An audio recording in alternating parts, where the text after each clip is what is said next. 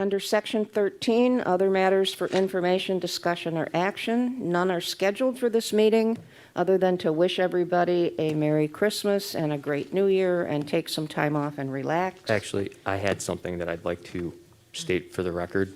Okay. And I hate to do this to everybody, but this was something that I wanted to state at the last meeting, and I didn't get to it. It's a statement I prepared at the last meeting. I've modified it slightly, and it concerns some of the issues that were raised by the gentleman who spoke during public comment, and also it concerns the 111 faculty members and 692 students who are still being subjected to the weekly mandatory testing protocol. So if you'll just indulge me, I think some of those folks may appreciate my comments, maybe some others not so much, but I feel like I need to say this, and I will go through it as quickly as I can.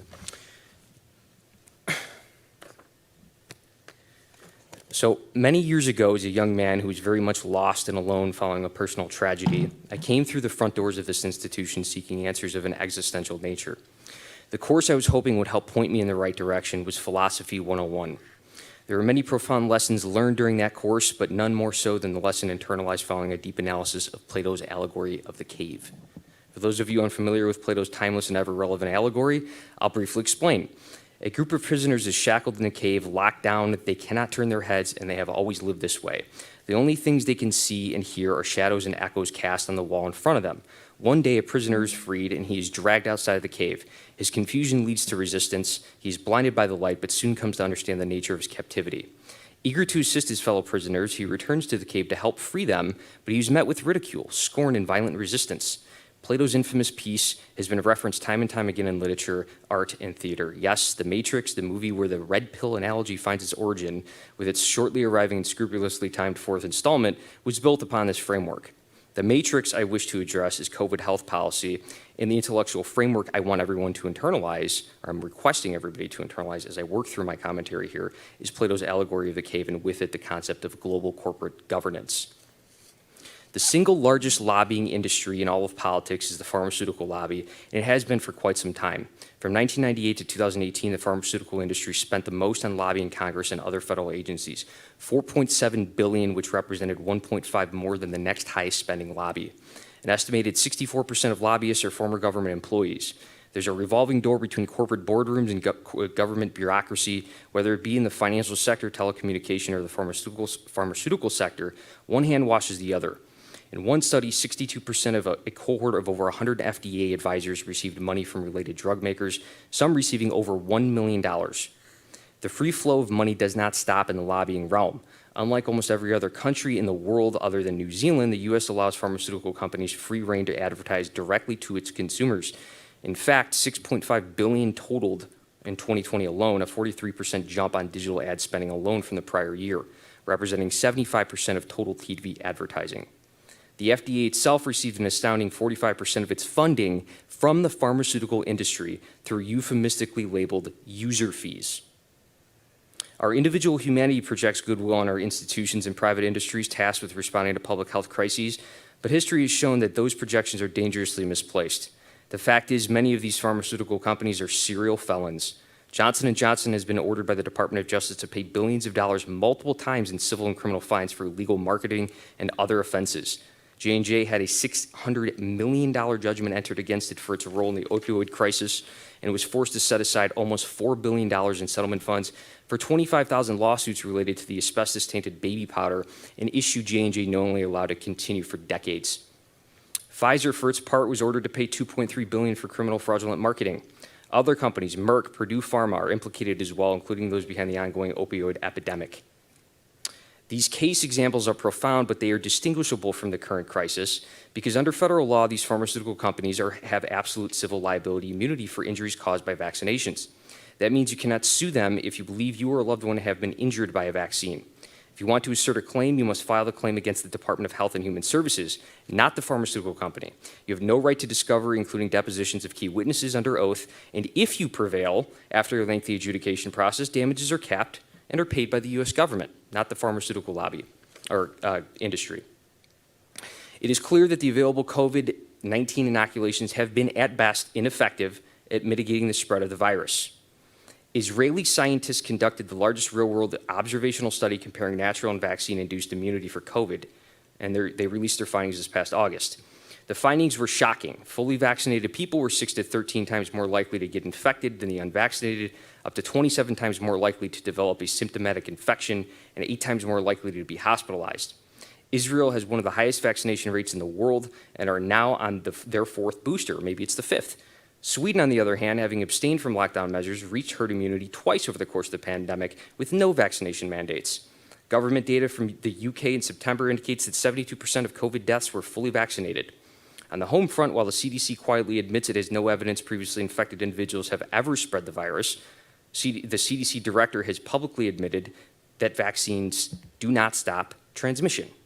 Dr. Fauci himself came out last month decrying the failure of the vaccine programs, and he seems to think that a 3rd shot will really do the trick. The UC Berkeley football team had to cancel a game last month due to a COVID outbreak, despite the fact that they are almost 100% vaccinated.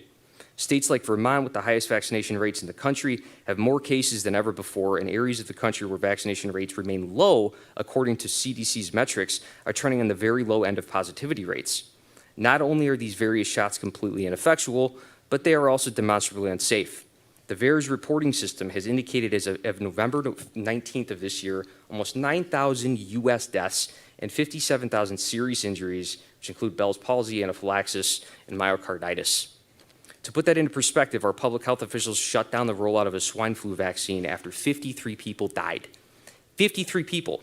Here we have reported 167 times that amount and up to 226 times the average flu vaccine-related deaths on an annual basis. But the program trudges forward unabated.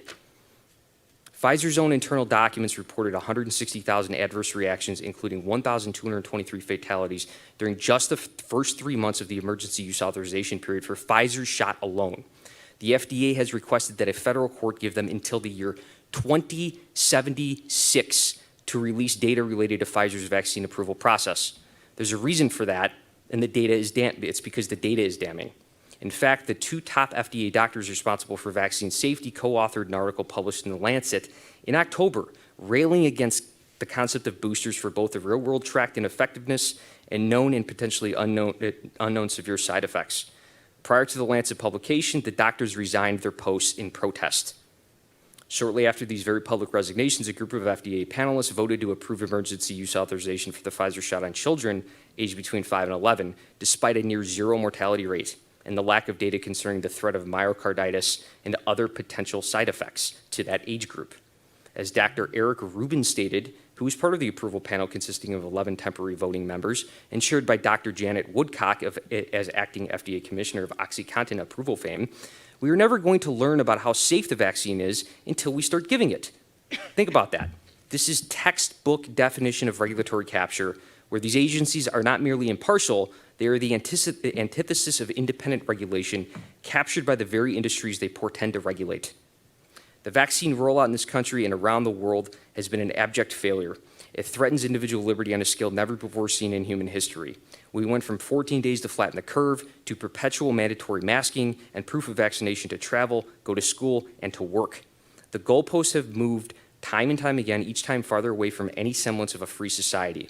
In this country, the unvaccinated are being fired. In Austria, the government announced the unvaccinated would not be allowed to leave their homes. In Australia, they have implemented COVID internment camps. If you think these draconian policies will be exclusive to those who refuse to accept any shots, the current definition of unvaccinated, think about this. Dr. Fauci has publicly declared vaccinated is a fluid concept. The unvaccinated will soon include those who do not agree to take boosters in perpetuity. In order to reach an end goal of systemic societal change, the power brokers must exercise successive approximation. The mandatory testing protocol in this state and implemented by this institution is designed to coerce the unfaithful into submitting to a shot and then taking a shot again and again with every newly discovered COVID variant until the flame of individuality is snuffed out for good. We should not be in the business of administering one-size-fits-all medicine. We are not the agents of transnational corporations. The fact is, we assume the amount of risk we wish to engage in on a daily basis in a free and open society, and this includes smoking, diet, exposure to environmental pollution, cellular radiation, and driving cars.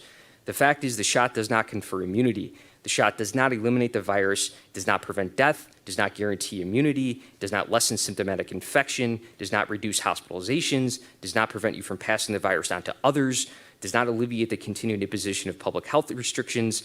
It is not superior to natural immunity. And if the shot works, why does everyone have to take it? If the shot is safe, why is there absolute civil liability protection? This is not about science. This is about power. Unrestrained power of the individual under the Orwellian pretext that it is being done for our very own good. A society that removes from the individual the very right to decide what goes into his or her body without meaningful informed consent is by definition no longer a free and open society. We are a captured society, shackled, staring in isolation at the shadows on the cave wall being cast by plutocratic decree, which according to some interpretations of Plato's allegory is the natural state of man. I don't believe that though, and I don't believe that you believe that. Freedom, not captivity, is the natural state of man, but freedom has to be fought for even in the face of insurmountable odds. The path to freedom begins with a decision to recognize the world that has been pulled over the eyes to blind you from the truth. And where we go from there is a choice I leave to you. Thank you, Mr. Tomei. I understand you're extremely passionate in your position and that there are many who are just as passionate on the other side. That being said, I would like a motion for adjournment, please. I would like to say one thing. There is no more to say. This was not on the schedule. I gave This is him an other business, opportunity and to I do speak, have and a I right to shouldn't say have. something. I would like a motion to This is- adjourn now. This is really inappropriate. If a board member has something to say, I am a trustee on this board, and I would like to simply add one thing. If anybody is interested, I do have the original study that was used for FDA approval. I was given to it by a member of the IFT, and it's clear to see that it was biotech and Pfizer that did its own study. And if anybody's interested, I have volumes and documents that I can provide too with lots of information on both sides of this issue. I would like a motion to adjourn, please. I would like to say something. I would like to say that we voted on this already. We're following the executive order. Exactly. Everybody's passionate about their position. We gave everybody time, but we voted on it, and I hope that this will be the end of discussion because it's voted on. I couldn't agree more wholeheartedly. This is not a grandstanding setting here. This is not for making our own political agenda. This is a board that is supposed to adhere to looking at student success and the success of this college. And we all have our own personal views, and they're all respected. But this is not the place to be giving a 2- or 3-page dissertation on health issues, especially when none of us are doctors. So I would like a motion to adjourn, I respectfully disagree with the please. sentiment. We have faculty members coming and speaking here. We have students reaching out to And that's individuals. fine. Use this, use the newspaper for this. Write a letter to the editor, send out information. You can do that on your own, okay? I intend to, but I also intend to exercise my right to Well, speak. this is in not appropriate platform. for the board, I and have the in the right to speak future, for 10 minutes under Robert's rules on issues that I believe should be called to vote again in the future. I think we should move to vote on this periodically, on whether or not we want to continue adhering to Rob, the by COVID. Robert's I second that rules, if motion. you wanted to make an additional comment, you should have spoken either to me or to the president and asked that something be put in the other matters for discussion, as we've talked about in the past. That's the appropriate way to go about it. Not to, at the end of a 5.5-hour meeting, or even if it was a 1-hour meeting, to all of a sudden say, oh, I have this and I have to read it. The appropriate way to do it is to bring it up ahead of time so that it is on the agenda under other matters. That's what this is here for. I would note that it was not on the agenda under other matters at the last meeting. It wasn't in writing. Trustee Stanton couldn't find it. I couldn't find it. We did discuss it, but it wasn't actually on the written agenda. It was. And I would like to move to close the meeting. Second. Roll call.